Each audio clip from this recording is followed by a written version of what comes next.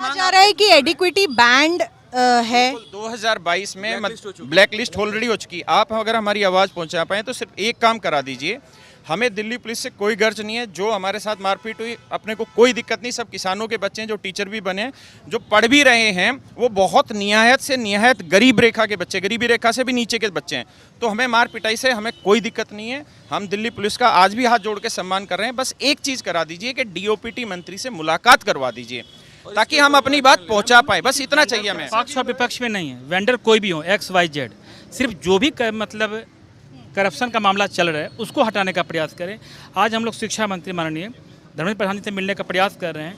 मैं इस मुद्दे को चाहूँगा कि श्री राजनाथ सिंह के माध्यम से मोदी जी के कान में ये बात जानी चाहिए, हमारे प्रधानमंत्री के मन में, कि युवाओं के राष्ट्र में यह बातें सही नहीं है। जहाँ बात कर रहे हैं कि करप्शन लेस की बातें हैं, तो आज हम लोग टाइम ले रहे हैं कि माननीय शिक्षा मंत्री से मिलने का प्रयास अभी हम लोग कर रहे हैं। टाइम मिल गया है उनसे? हम लोग प्रयास करते हैं। हमारे अनुज हैं जो ये टाइम हम लोग दिन से ले रहे हैं, कोई टाइम नहीं मिल रहा है। प्रयास कर रहा हूँ। हमारी बात ऊपर पहुंच ही नहीं रही है। हमारे बहुत सारे स्टूडेंट्स ऐसे हैं जो DOPT मंत्रालय में काम कर रहे हैं और सेक्शन ऑफिसर की पोस्ट पे काम कर रहे हैं। उनसे जब बात होती कह रहे सर यहाँ किसी को नहीं पता, पूरा IAS लॉबी जो है लूप में है।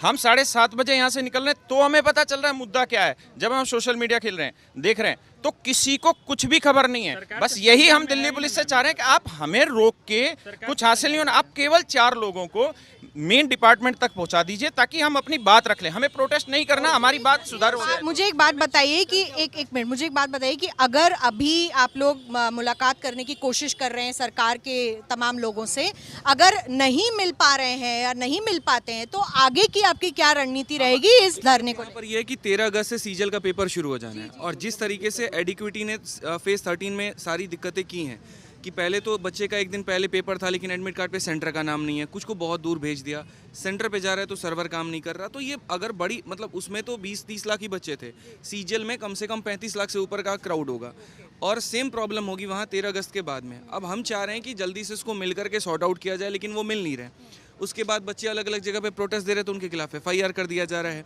लाठी चार्ज किया जा रहा है। तो यहाँ पर एक तरीके से पूरा ब्लॉक कर दिया गया कि आप आवाज़ उठा ही नहीं सकते और जिसको लेकर के सारे टीचर चिंतित है। इसी वजह पर हम विचार में 13 अगस्त से मजबूर 41 टीचर्स के खिलाफ FIR हुई है, ऐसा हमें बहुत कुछ पता चला है। दूसरी चीज़, हम आपसे एक सवाल पूछना चाह रहे हैं, आप इतने अनुभवी हैं, अब हमें क्या करना चाहिए वो बताइए। भाई हम अलोकतांत्रिक तो हो नहीं सकते क्योंकि टीचर से पढ़ाते लिखाते हैं। हम ऐसा तो है नहीं कि कोई दंगा फसाद करें, हम तो पढ़े लिखे टीचर्स हैं। हम लोकतांत्रिक तरीके से जो कर सकते थे, सोशल मीडिया पे 10 बार ट्विटर पे ट्रेंडिंग कराया, 4 नंबर तक हमारी ट्रेंडिंग 1 2 3 4 तक रहे हैं। मैं यही पूछना चाह रही थी कि आप लोग क्लासेस चलाते हैं, शिक्षक हैं, आप लोग बच्चे पढ़ाते हैं, आप लोगों को धरना क्यों करना पड़ रहा है इस मुद्दे पर? असल में बच्चा जो होता है ना मैम, बच्चा जो होता है यहाँ पर, बच्चों को ये लगता है कि देखिए एक ऑर्गेनाइज्ड कहीं से कुछ हमें मिले, इनपुट मिले। वहाँ पे बच्चा क्या है कि खुद में बिखरा पड़ा है, कुछ बच्चे यहाँ पर है, कुछ बच्चे कहीं पर है, कुछ बच्चे कहीं पर है। वो जब जाते हैं चेयरमैन से मिलने तो उनका PA तक नहीं मिलता उनसे, ठीक है, उनकी आवाज़ को दबा दिया जाता है। दूसरी बात, जब पुलिस वहां पर जाती है तो उसके बाद में जाकर के सीधा ये बोलती है उठ जाओ नहीं तो तुम्हारे खिलाफ केस कर देंगे और डिबेयर कर देंगे वहां पे। PA नहीं, जब टीचर्स गए तो चेयरमैन टीचर से भी नहीं मिला है, डायरेक्टर मिला है। और इश्यू यही आ रहा है कि हम किस, उन्होंने स्पष्ट रूप से कहा है कि हम एडिक्विटी को चेंज नहीं करेंगे, जो दिक्कत है हम उसे रिमूव करेंगे। हम कोशिश कर रहे हैं और हम कैपेबल है एग्जाम कंडक्ट कराने को, तो हमारी कैपेबिलिटी पे आप सवाल मत उठाइए। क्या 13 अगस्त से पहले एडिक्विटी को चेंज करना फिजिबल है? इतने बड़े लेवल का जो एग्जाम है, आप बता रहे हैं। जब हमने उनसे ये पूछा कि आपने सेंटर नहीं देखे क्या उनके पेपर करवाने के पहले, तो उन्होंने कहा जी वो हमसे वादा करके गए थे कि सेंटर अच्छे देंगे। अब ये कौन सा लॉजिक बनता है? आप MP पटवारी का पेपर देखो जो 2022 में लीक हुआ, इसी एडिक्विटी ने करवाया था।